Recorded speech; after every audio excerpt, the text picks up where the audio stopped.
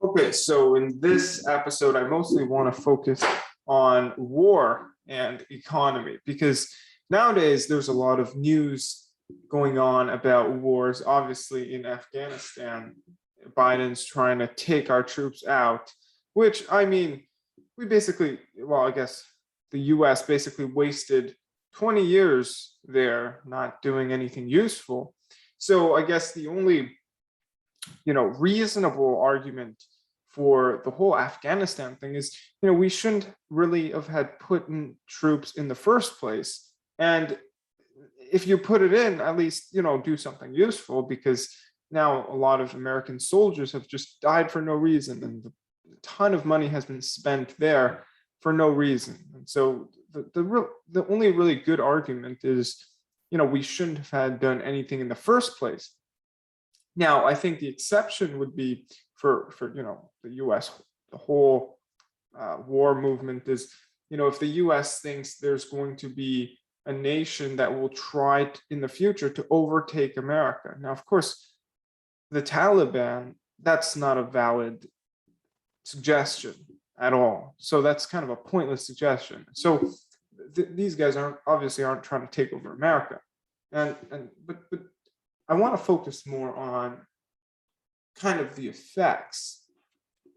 And you could go back to World War II and see the effects of war on your economy. Now, so World War I, after that, we had the Roaring '20s, and then we had the Great Depression. And the Great Depression was obviously a terrible period of time where, a lot of people, the economy was doing terribly. The Dow Jones fell almost 90%, unemployment rate a quarter. So that's a terrible economy. But a lot of people attribute World War II as what actually helped the U.S. economy. Now, here's the thing. Partially true, partially not true. Here's the thing. So World War II, what that allowed for was the U.S. to make exports to Britain. Okay, now the U.S. is exporting stuff to Britain, and so now jobs are created. And what the U.S. expects is for Britain to pay back the U.S. in the future, and so that's where the U.S. makes money. Okay, so that's great for the U.S. economy. Now, the U.S., if they were sending troops overseas, if they were going there and bombing Japan, that's not good for the U.S. economy. Now, maybe that avoids possible future problems. So maybe that's a reduction of a problem, but that's just preventing you from going down and not actually pushing you up. So that's not good. That's just preventing a possible negative thing from happening in the future, where the Japan, let's say, back in World War II, could have had caused more problems after Pearl Harbor if the U.S. didn't bomb them with all their big nuclear weapons. But so the whole problem we have here in the whole U.S. economy is that people kind of confuse what is good for the jobs, employment, because here's the thing: if you let's say create jobs just to fight a war, that's obviously not productive.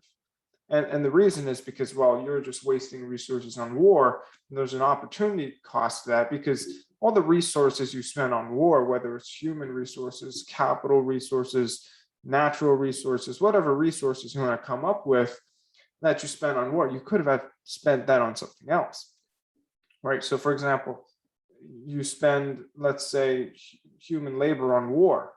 You have all these soldiers. Well, they could have been doing something else. They could have had been building homes, making home prices cheaper for everybody to be able to afford houses. They could have been, making, or they could have been working at jobs and maybe create services and maybe build businesses, helping everybody. But instead they fight wars, and that doesn't really help anybody.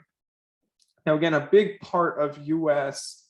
let's say, government spending is through the military. Now, here's the thing. Here's the funny thing. If you make the military bigger and start giving out less, let's say, free money or programs, essentially that's a lot more, a much more politically expedient way of offering some type of welfare, because we don't, okay, like obviously countries need some type of military in case if something happens, but the problem is we don't really need it as far as at least the US. I mean, the US spends way too much. I mean, the US could be fighting the whole world right now with how much money they spend on the military.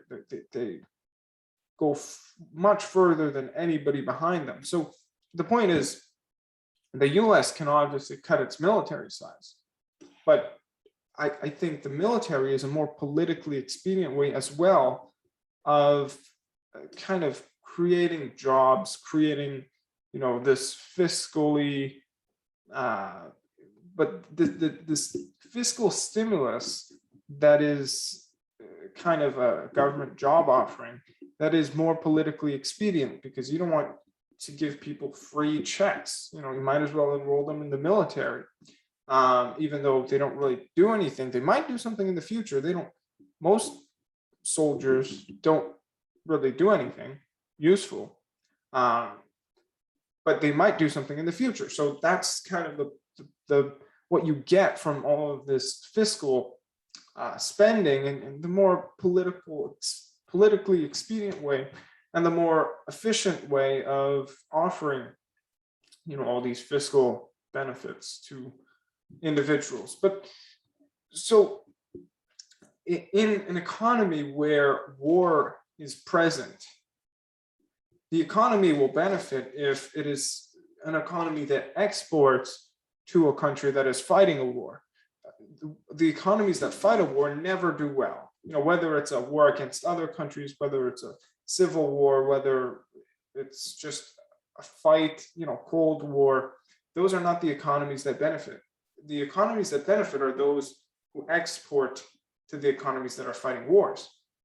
So, back in World War II, Britain, their economy collapsed after World War II. Before World War II, they were at the peak. They were, continually rising. They were the most powerful country in the world. But then after World War II, they began to slowly fall. And you can look at, well, of course, the other side, which is Nazi Germany. Obviously, if you lose a war, then you're completely screwed. World War I, these guys lost and they had huge amount of debt to repay. They couldn't repay it, so they printed their way out of repayment, and you had the hyperinflation of the Weimar Republic, and now World War II starts. And so obviously, if you lose a war, that's also a possibility. That's a possibility that you throw yourself when you're fighting a war. And if you lose, well, then you're completely screwed. If you win, then you're also kind of screwed, because now you have huge amounts of debt to repay. You just ran huge fiscal deficits. You just burdened your economy completely with throwing your resources onto making soldiers and building all these war weapons. And so it's a lose-lose game for your economy if you're fighting a war. But in World War II, at the same time, you had the US, who was also a rising, let's say, world power at that time, and they were exporting to Great Britain. And so what that means is, well, you basically make money as long as Great Britain doesn't lose the war and they have the ability to pay you back. So that's kind of debt, right? If you want to export to a country, well, you better be certain that they win the war, or else you lose all of your money. And so that's kind of a risky bet to make for the US, because you had no idea what was happening. France surrendered, and all the neighboring European countries basically conquered. And so it was a very risky bet, but the US came out on top of their bet, and they were able to secure that kind of maybe loan or debt that they had from the British. So that way, the exporting countries to the winning country that is fighting a war usually does the best. But of course, you could export things to other countries as well. But you have to be sure that the country that's fighting a war is going to win. Now, the US is no longer in that situation that it was in prior to World War II, because the US is in a much more dangerous situation today. Some people are talking about a civil war in the United States. Forget a Cold War. That's a more obvious possibility with China, because I think it was 13 out of the 16 times in maybe the last 500 years where you had two major world powers, one that was existing, one that's rising. When these two collide, 13 out of 16 times they have ended in wars. So wars using weapons and fighting in the last 500 years, 13 out of 16. And the US is in that situation today. Maybe they'll avoid it with China.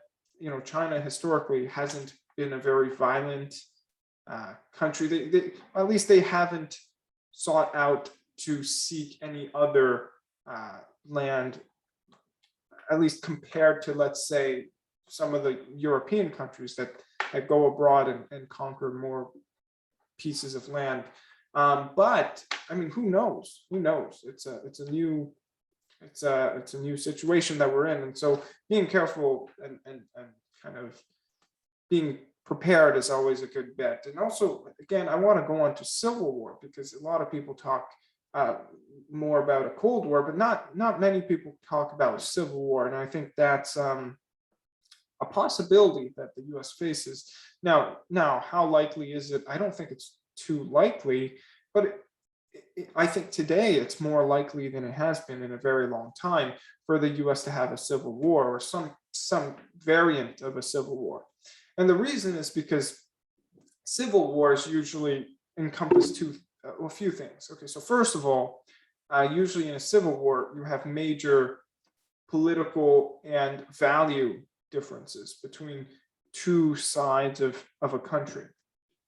And in the U.S., the U.S. Civil War, that was obviously the case. The North and the South, I mean, they were quite different in terms of their values and political beliefs. And so those two things are a good measure, a good predictor of civil war activity. And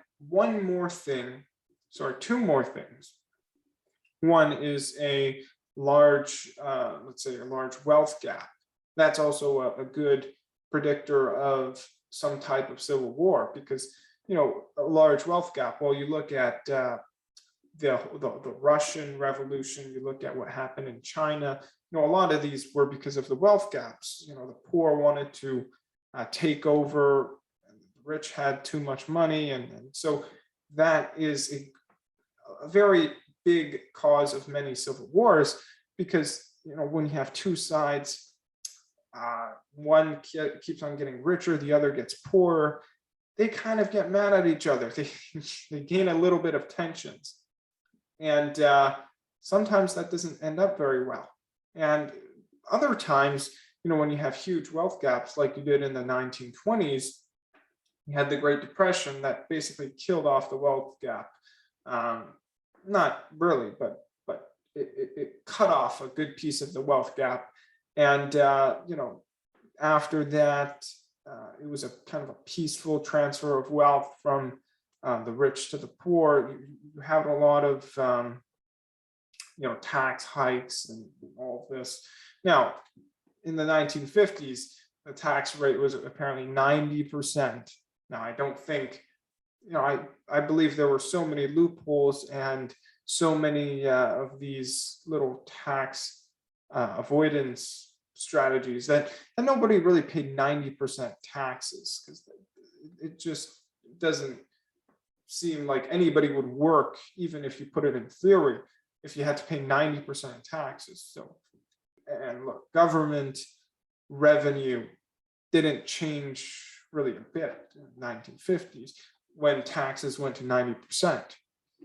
But anyways, back to kind of the whole wealth gap thing. So when you have large differences in values, in your political beliefs, and in the wealth gap, and you have two sides kind of fighting each other, and accompany that with some type of big economic turndown like a depression, you have something very, very dangerous happening in your country. And whether that leads to civil war, whether that leads to some type of political reform, some type of economic reform, is it peaceful or violent? Who knows? Who knows? And maybe the fact that the US has guns, maybe that makes it worse. Who knows? I'm not saying a country shouldn't have guns, because that risks the country of fighting a civil war. That's not a very good argument, but that could make the war certainly a little bit bloodier. That's certainly a possibility. But wars are not inherently good for the economy. For one country's economy, they're not inherently good for the global economy. They're not good for people. I mean, obviously, people are dying in wars, they're getting injured. It's probably not good for anybody for any reason, unless if you are a country that wants to conquer the world and you're fighting wars. So if you are investing in an environment where there are going to be lots of wars, well, I would say you have to go for the safe haven assets, and you have to go for the assets that offer more steady cash flow, because you can't go for some and I don't think bonds are safe, and I don't think cash is safe either, because in periods of war, the government's going to be printing a ton of money, the government's going to be borrowing, and there's a much more there's a much higher default risk of governments, especially if you're investing in a country that's actually fighting the war. Because, man, all of your equities, all of your companies can be completely destroyed if your country loses. And even if your country wins, there's a high chance, there's a reasonable chance at least, that one, let's say your government bonds are going to be defaulted on or inflated away. And two, there's a good chance that your equity valuations fall by a crazy amount, because obviously no one's going to be consuming much in a war. And the whole 2020 thing was not a war, right? You can't print your way out of a war and give everybody stimulus checks out of a war. That's just, you're instantly going to lose. You're going to lose faster than the Afghanistans. So, the guys in Afghanistan, I don't know if it's Afghans or I don't know. But the point is, there's not much good that comes from a war, whether it's for your economy or for your country. So, and we don't live in a perfect world where there are no wars, but there's always certain things you can maybe do to position yourself to kind of be careful of how your situation works. So maybe some things like gold, or maybe just some steady equities in countries that don't seem like they're going to fight a war in the next 50 years, because a lot of countries are peaceful and a lot of countries are not, and avoiding wars is a good way to protect your assets.